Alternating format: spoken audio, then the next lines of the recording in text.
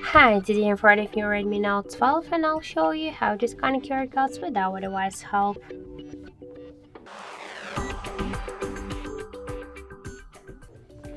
So just to do that, you should first find and open the scanner application.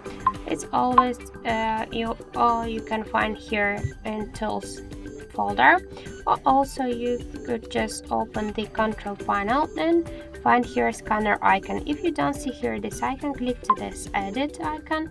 You will find here this scanner. Click to this plus. Now it's added to your panel. Tap to done, and now you could use scanner from here from the panel or just by use this application.